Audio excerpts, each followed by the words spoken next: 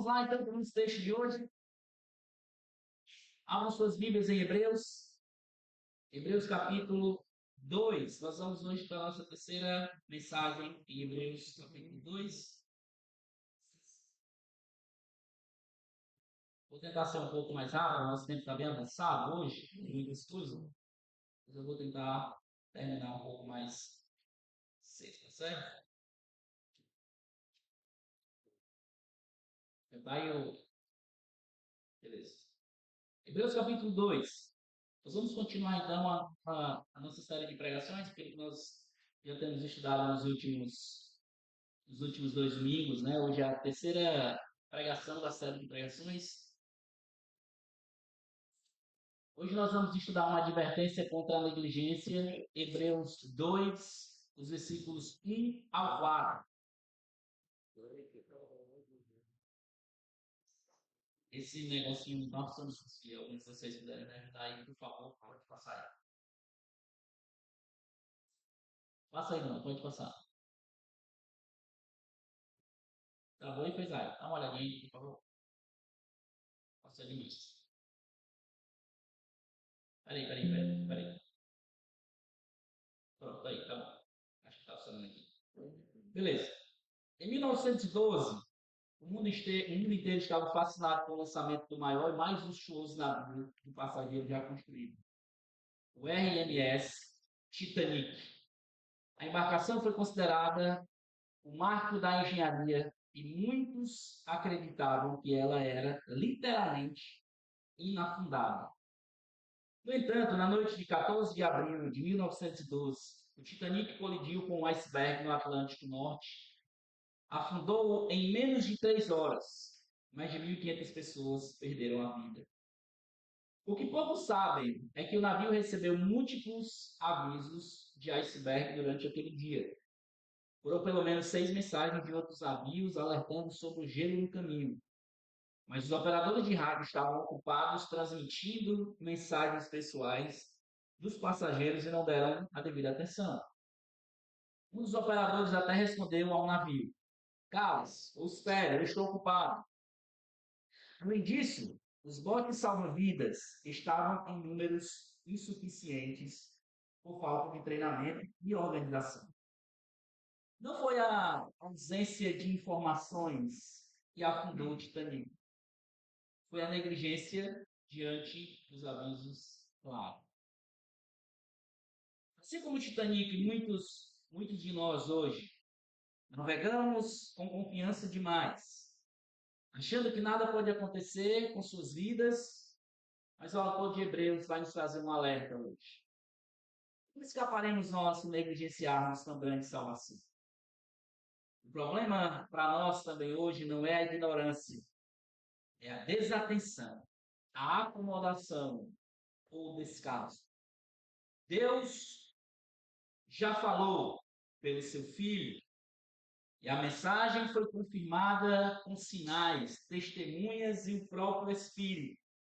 A negligência não é uma falha leve, é um pecado grave. É por isso que nós hoje vamos estudar sobre um alerta contra a negligência. Vamos ler o que diz a palavra de Deus, Hebreus 2, os versículos 1 ao 4. A palavra de Deus diz assim: "Por esta razão, importa que nos apeguemos com mais firmeza às verdades ouvidas, para que dela jamais nos desviemos.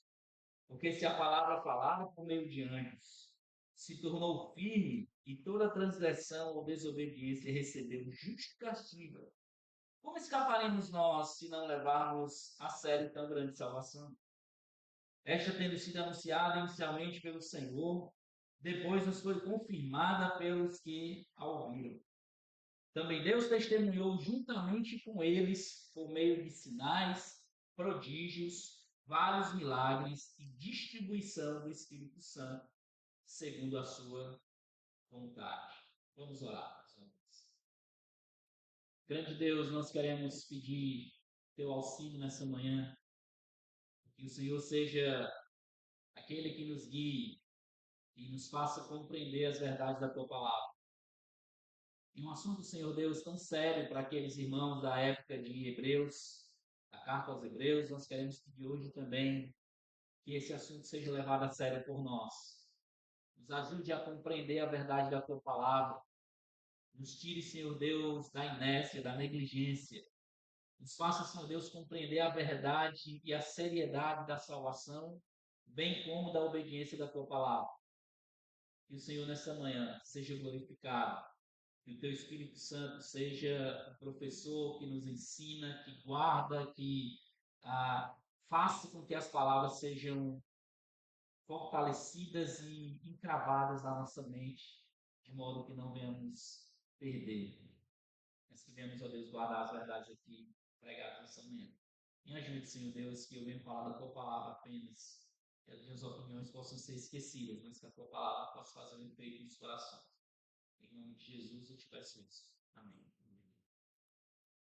O que nós vamos tentar entender hoje, olhando a grande ideia desse trecho hoje, é por causa da superioridade de Cristo. Porque Cristo é superior, e foi isso que nós vimos no capítulo 1, vocês lembram nas duas últimas mensagens que nós estávamos vendo, e nós vamos ver durante toda a carta aos Hebreus a superioridade de Cristo, porque Cristo é superior. Então, negligenciar a mensagem revelada é extremamente perigoso. Pelo fato de Cristo ser superior, se nós negligenciarmos essa mensagem revelada, isso é extremamente perigoso. Então, nós temos logo no início da carta, nós vamos ver aí um alerta urgente, no versículo 1. O autor começa dizendo, né, ele está fazendo uma ligação. Ele começa dizendo, por esta razão, o fato de Cristo ser superior. Porque Cristo é superior, ele é exaltado, como nós vimos nos versículos 1 ao 4. E porque Cristo é superior até mesmo aos anjos, se tem algo que nós poderíamos pensar, né? Peraí, o que é mais perto de Deus é os anjos. Mas o escritor de Hebreus, logo no começo, está mostrando que ele é superior a qualquer coisa, inclusive aos anjos. Por causa disso, por esta razão, pelo fato de Cristo ser superior, importa então que nos apeguemos com mais firmeza às verdades ouvidas. E é interessante isso aqui, nos apegar com firmeza. A ideia aqui é de segurar, como se nós estivéssemos em barco. Imagina com uma ligação que nós fizemos aí do Titanic. Imagina quando aquele barco começou a balançar, quando as pessoas começaram a entender que aquilo não era uma coisa comum. Então vamos pensar até mesmo num bote pequeno, um botezinho, uma jangada. Quando começa a balançar, os pescadores, as pessoas que fazem parte daquela jangada, elas vão querer se segurar com firmeza. Porque se não segurar, o que vai acontecer é você jogar no mar. Essa é a mesma ideia que o autor está dizendo. Diante disso, vocês deveriam se apegar com firmeza, como se estivesse num barco balançando, se ficar com força nessas verdades que vocês ouviram.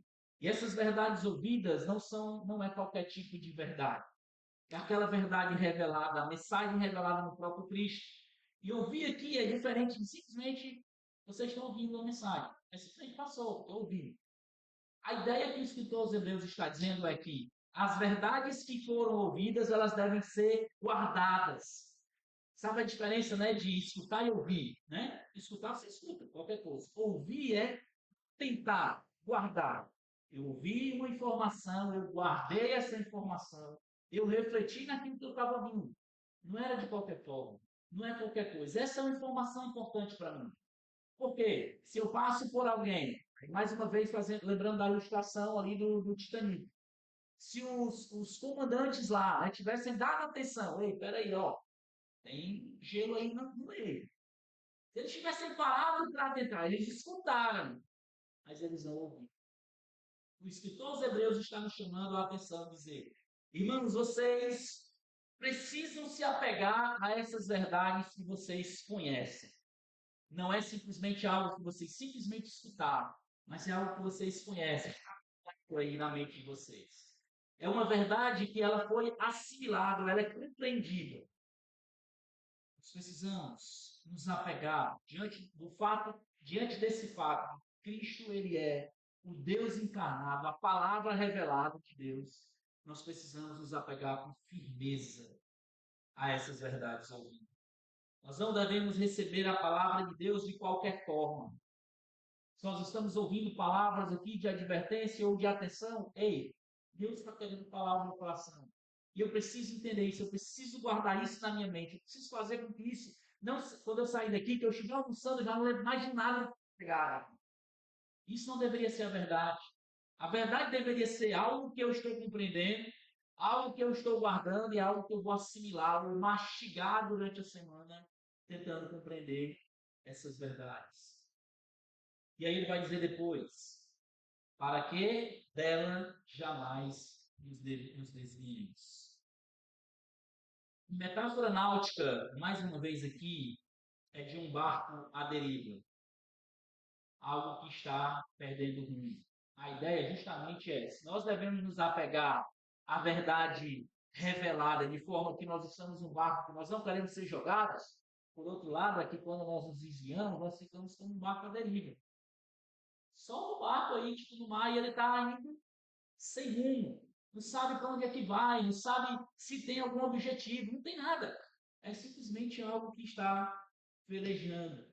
É justamente o que o autor aos Hebreus aqui, da carta aos Hebreus, está nos chamando. Irmãos, se firmem nessas verdades. Fiquem seguros nessa verdade, para que vocês não sejam um barco à deriva. Um barco que está sendo levado por qualquer vento ou por qualquer forma de ensinamentos. Portanto, aqui, meus irmãos, nós temos duas advertências ao ouvirmos a palavra do Senhor. Duas exortações. Uma exortação positiva, que é a exortação de que o autor está dizendo, se apeguem à palavra, se firmem na palavra, fixem nessas verdades ouvidas. E, por outro lado, a exortação negativa. Ele está dizendo, jamais ou não se desviem dessa verdade. Nós precisamos, então, diante do fato de que Cristo é o Senhor exaltado, é o Deus do universo, o Criador, como nós vimos até. Diante de toda essa verdade da exaltação de Cristo, até mesmo sobre os anjos.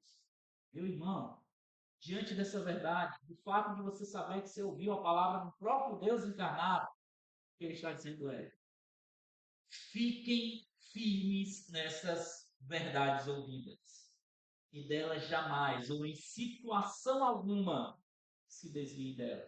E aqui é interessante, né? Compreendendo o contexto que nós ouvimos já no começo, compreendendo o contexto aqui, eles estavam sendo levados, né, pelos judaizantes, aqueles que queriam desviar eles da fé, ali principalmente em Cristo. Estavam querendo voltar àquelas antigas alianças. E ele está dizendo, olha, diante disso, não voltem para as coisas velhas. Não voltem para as coisas velhas. Da mesma forma, isso serve de um alerta para nós. Nós precisamos ter cuidado diante das verdades ouvidas. Nós precisamos ter cuidado diante da palavra de Deus, diante do que conhecemos, diante daquilo que sabemos, de não negligenciarmos a palavra e a verdade de Deus. Nós precisamos ter muito cuidado, porque nós vamos ver que isso tem uma seriedade maior. Por que então que esse alerta é tão urgente? Por que o escritor aos Hebreus está trazendo isso de uma forma assim, até mesmo de um alerta que ele está dizendo, vocês vão naufragar ou vocês vão ficar firmes, um dos dois. Não tem como vocês ficarem ali em cima do barco e neutro, né? O barco, ou o barco de vocês vão se segurar firme, vocês vão chegar em um porto seguro, ou o barco de vocês vai naufragar e vocês vão se perder. É isso que ele está dizendo. Por que esse alerta é tão importante? E aí nós vemos aqui, então, a seriedade nesse segundo tópico. A seriedade da negligência. O autor, então, vai dizer logo aí no versículo 2. Porque se a palavra falada por meio de anjos tornou firme e toda transgressão ou desobediência recebeu justo castigo, como escaparemos nós se não levarmos a sério tão grande salvação? Olha o que ele está dizendo aqui. O contraste aqui que ele está fazendo é um contraste progressivo. A revelação é progressiva. Então, nós tínhamos antes a velha aliança, né? A antiga lei. Né? Mas agora nós vimos lá no começo que nós temos uma aliança superior. Em Cristo nós temos, se nós tínhamos lá a sombra, agora nós temos aqui agora a certeza. Em Cristo nós temos a palavra revelada. Então nós temos um contraste progressivo, ou seja, do menor, que era a lei, menor diante de Cristo, para o maior. É um argumento aí que ele vai fazer, um argumento mostrando que nós temos algo ainda maior. Porque, olha, preste atenção no que ele vai dizer. Porque se a palavra falada por meio de anjos se tornou firme e toda transgressão ou obediência recebeu castigo, como escaparemos nós se não levarmos a sério a grande salvação? O que ele está dizendo é, a palavra que foi revelada a anjos, e nós vemos isso até mesmo lá em Deuteronômio 33, vai ver Pedro confirmando isso em Atos 7, Paulo falando isso em Gálatas 3, que essa palavra foi revelada. A lei trouxe o reconhecimento de que o homem é indesculpável diante de Deus. A lei, o papel da lei é trazer esse reconhecimento de que, de fato, o homem não tem desculpa. Essa ideia de ele transgredir ou desobedecer é uma ideia de cruzar a linha. A lei mostra que existe um linha. A lei que foi dada a Moisés, ela vai trazer ali limites. Né? O povo de Deus não é um povo sem limite. Então, o povo de Deus é um povo mais organizado. Isso Moisés, né, ao receber a lei, vai dizer que povo é esse, né, que tem esse Deus que se preocupa dessa forma com o seu povo. Então, a ideia de transgressão é cruzar a linha ou desertar na fé naquela lei. Então, se a palavra que foi revelada aos anjos, ela traz essa ideia de transgressão, de cruzar a linha, nós vamos ter isso ainda com maior consequência diante do Filho de Deus. Nós vamos ver daqui a pouco. Transgredir a lei divina resulta em retribuição justa. Cada violação é maligna e cada ato de desobediência é uma afronta a Deus. É isso que a lei revela. Cada ato que eu faço, cada ato que o ser humano comete, ele é maligno se for em desobediência. Se é uma desobediência, é uma afronta a Deus. Por meio da lei, o povo de Deus passou a compreender que eles não eram um povo sem rumo, ou sem ordem, ou sem obrigações e sem consequências. A lei vai mostrar isso. Olha, vocês têm que seguir esse caminho. Se vocês não seguirem esse caminho, vocês vão ter essa consequência. Então, existia ordens, existia um caminho, e caso desobedecessem, existiam consequências. Deus trouxe a lei para apontar que havia também punição. Se a palavra intermediada por anjos teve consequências graves, quanto mais a mensagem do Filho. Imagina isso. Se a palavra que foi mediada por anjos tem esse poder de revelar transgressão de uma forma tão poderosa, imagina como é que nós vamos. E é por isso que o autor faz uma pergunta aqui, né? Como escaparemos nós se negligenciarmos tão grande salvação? Como é que escaparemos? Pergunta aqui é o quê? Uma pergunta retórica. Quem está precisando escapar? Essa é a resposta óbvia. Se nós negligenciarmos essa revelação do Filho de Deus, essa salvação trazida por meio de Cristo, como é que nós escaparemos? Não é escapatória para isso? Sério. Se nós negligenciarmos a Cristo, aquele que veio encarnado em forma de homem, trazendo a palavra de Deus, ele mesmo sendo a palavra de Deus, não existiria escapatória. Achei muito interessante o comentário de João Calvino sobre esse respeito. Ele diz o seguinte: se a lei que fora transmitida pelos ministérios dos anjos não podia ser recebida com desdém, e a transgressão da mesma era visitada com severíssimos castigos, o que será, pergunta ele, daqueles que desprezam o Evangelho, cujo autor é o Filho de Deus e cuja afirmação foi através de muitos e derivados milagres? Eis a suma da questão. Quão mais elevada é a dignidade de Cristo da dignidade dos anjos. Por isso, se deve prestar muito mais reverência ao Evangelho do que à lei. É a pessoa do seu autor que enobrece a doutrina. O fato de que o Evangelho, a palavra revelada em Cristo, a pessoa, né, que ele está dizendo aqui, é a pessoa do autor. A lei foi revelada a Moisés. E nós temos também os profetas que falaram em nome de Deus e nós temos isso registrado. Em Cristo nós temos a própria palavra, o próprio Deus. É por isso que o Evangelho, ele vai dizer, o autor que enobrece a doutrina. É o autor, é quem nos deu. Negligenciar a palavra de Deus por meio do Filho é a certeza de condenação. É por isso que nós vamos ver no decorrer da carta aos Hebreus que o autor ele não passa pano no sentido de dizer, olha, não tem esse negócio de estar em cima do muro. Não existe esse negócio. Se você está servindo a Deus como Deus requer, da forma como a palavra de Deus diz, isso é uma implicação de que você é salvo. Aqueles que não servem a Deus, desobedecem ou não levam em conta a obediência à palavra de Deus, você possivelmente está perdido. É uma implicação clara. Negligenciar a palavra de Deus por meio do Filho é uma certeza de condenação. É a ideia que, meu irmão, vocês poderiam até rejeitar os profetas, é a coisa como ele vai dizer. Vocês poderiam até não levar em conta a lei do passado. Mas você não levar em conta o próprio Filho, a própria pessoa revelada do Filho, isso é uma certeza. Sim. E aqui nós vemos, então, a importância. Vou gastar um pouquinho mais de tempo nesse último ponto. O que nós, então, hoje, pensando para nós, hoje, por que nós deveríamos, então, levar tão a sério essa mensagem, assim como aqueles irmãos foram chamados a levar a sério? Por que nós deveríamos levar tão a sério essa mensagem revelada?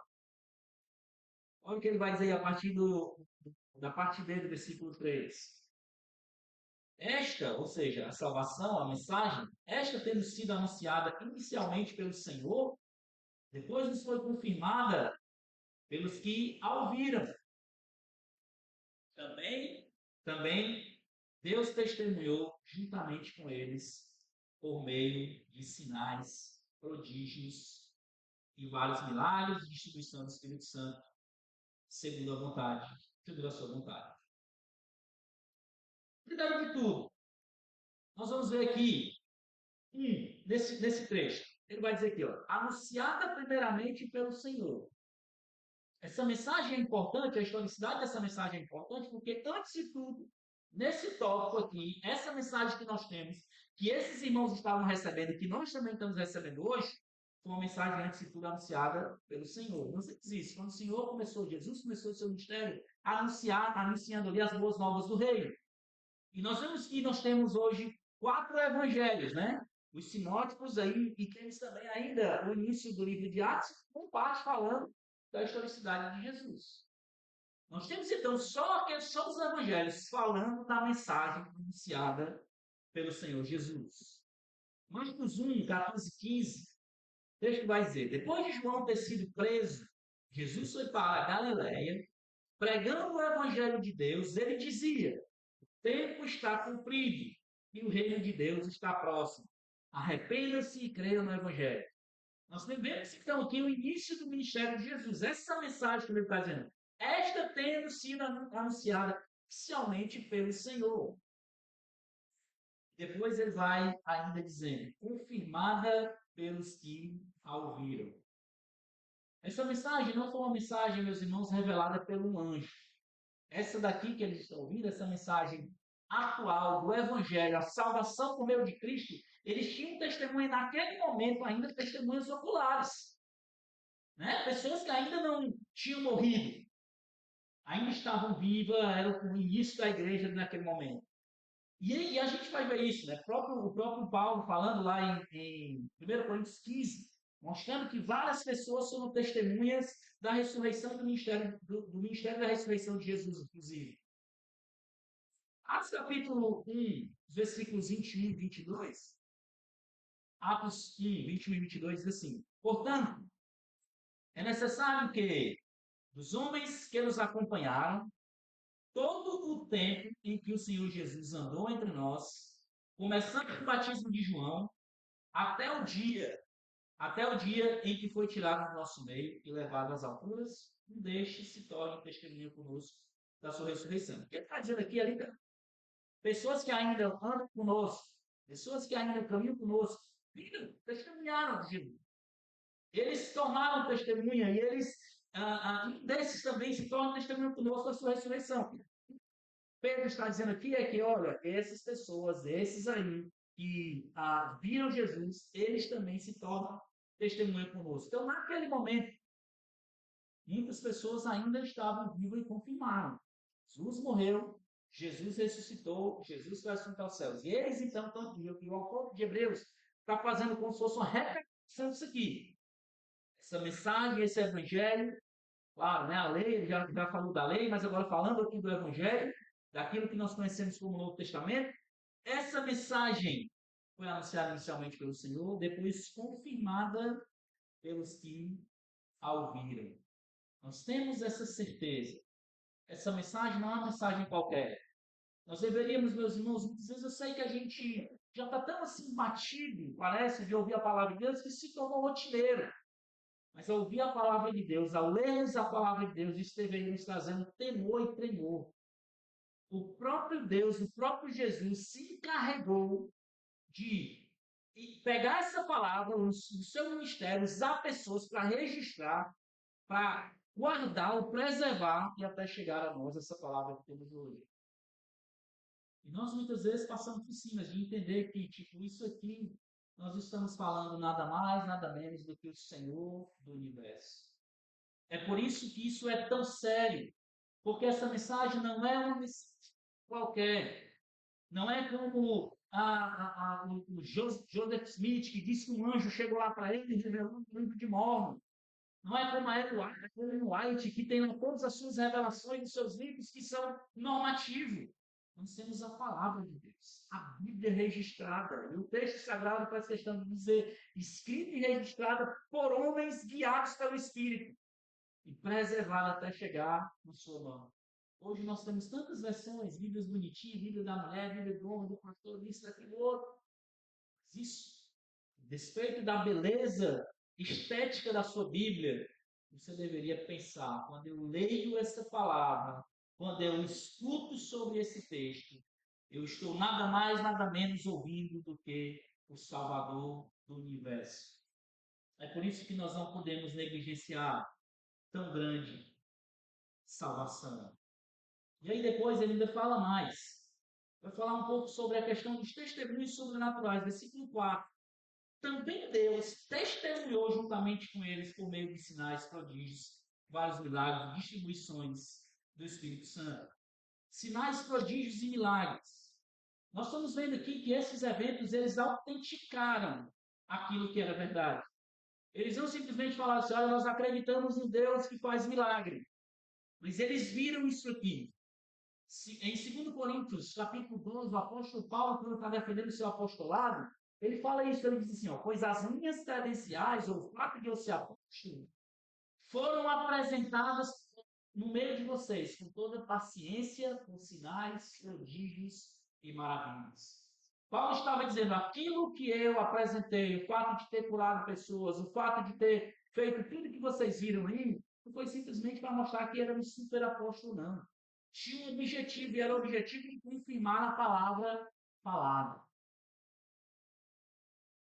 E ainda vai dizer mais, distribuições do Espírito Santo, os dons conforme a vontade soberana de Deus. Deus, além de comprovar com esses sinais, prodígios, a gente vê isso muito claro em Atos dos Apóstolos, né? Atos capítulo 2, quando a gente vê aquele momento no qual o Espírito Santo distribui soberanamente ali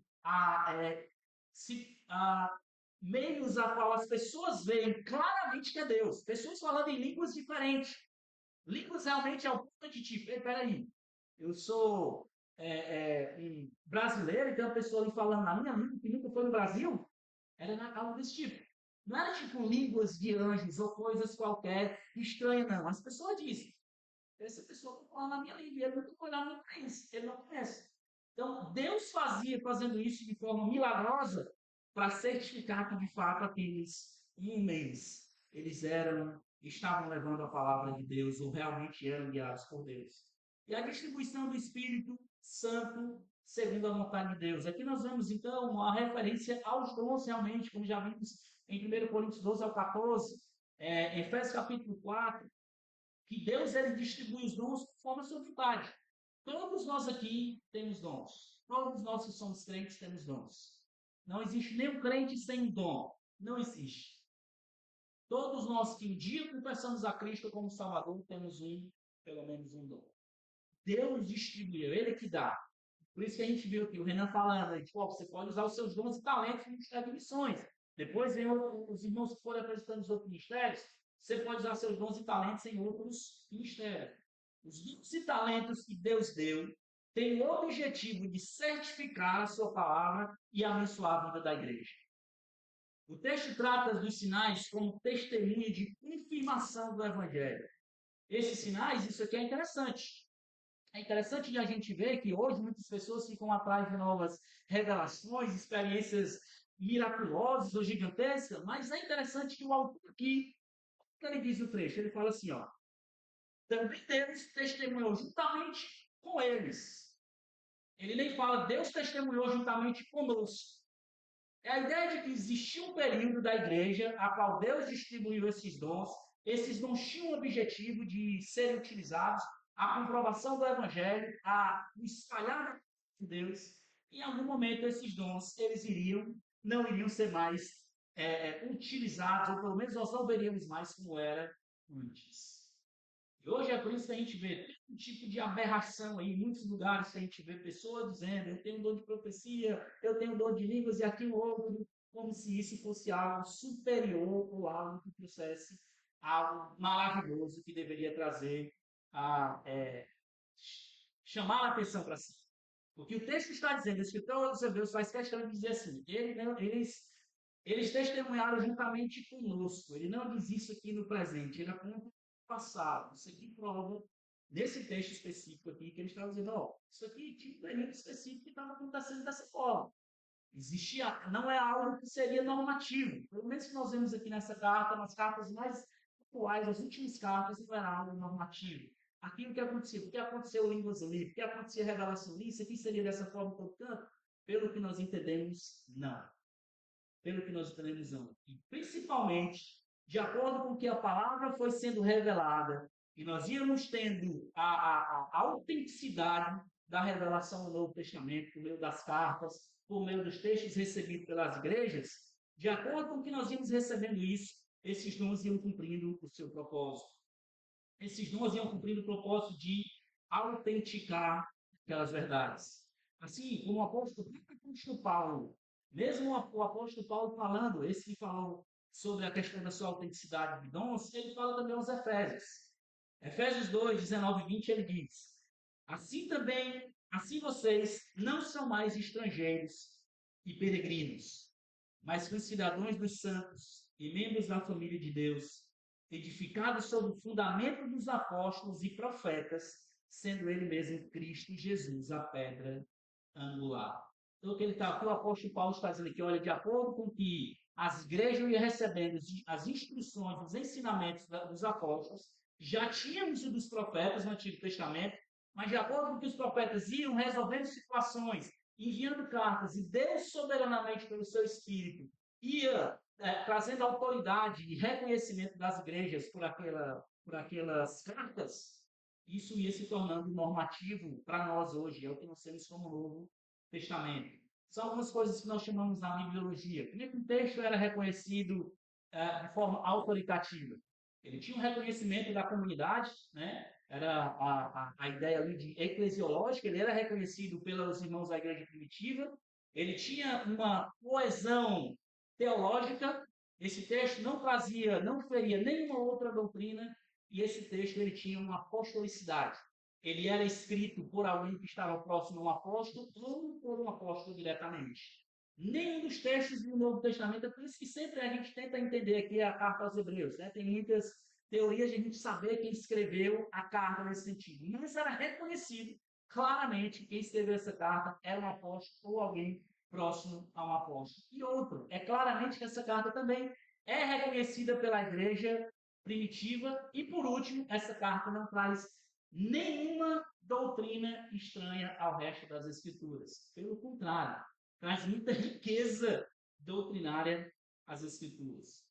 É por isso, então, meus irmãos, que hoje, o testemunho de Deus, de acordo com o que nós estamos recebendo essa revelação que temos hoje, chamada de Bíblia, de acordo com o que o Senhor foi, no decorrer da história, trazendo essa revelação para nós, trazendo aquilo que ele queria nos ensinar por meio da igreja, encapsulando na sua palavra, nós podemos confiar que a única regra autoritativa de fé e prática para a igreja é a palavra de Deus.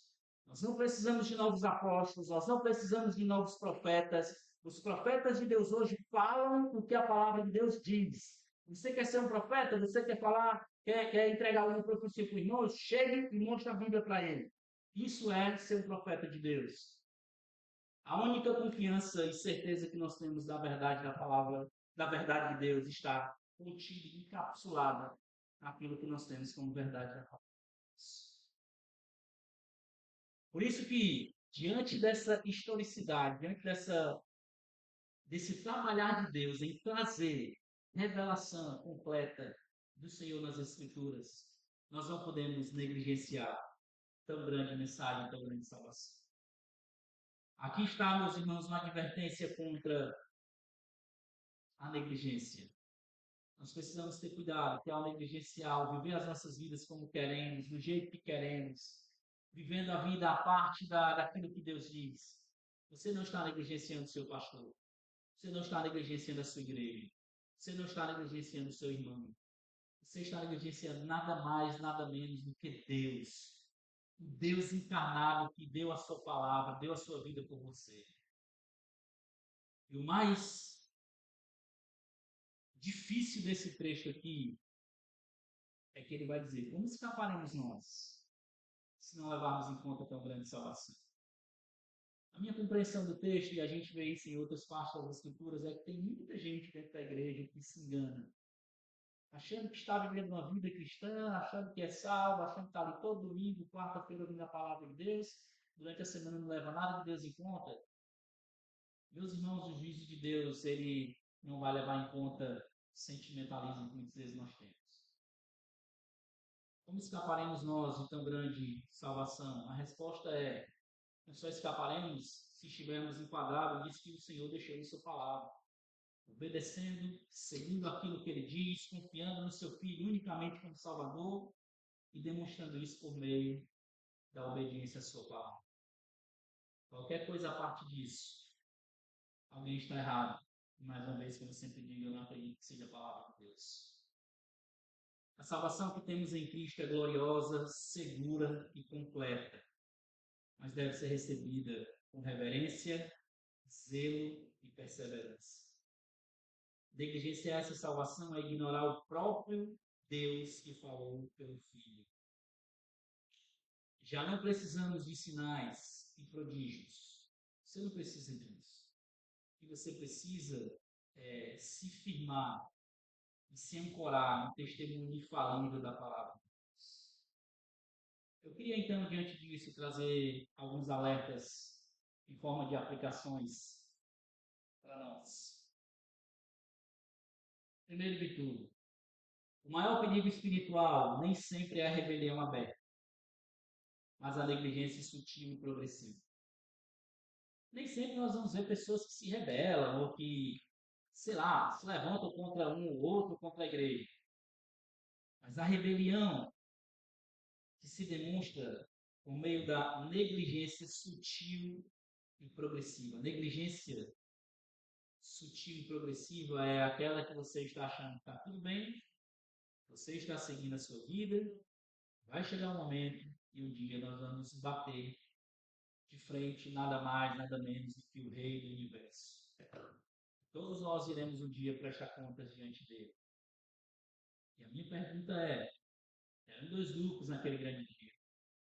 Um que apartarão para o lago de fogo e queimarão eternamente com o diabo e os seus anjos. E outros que gozarão eternamente da eternidade com o grande Deus.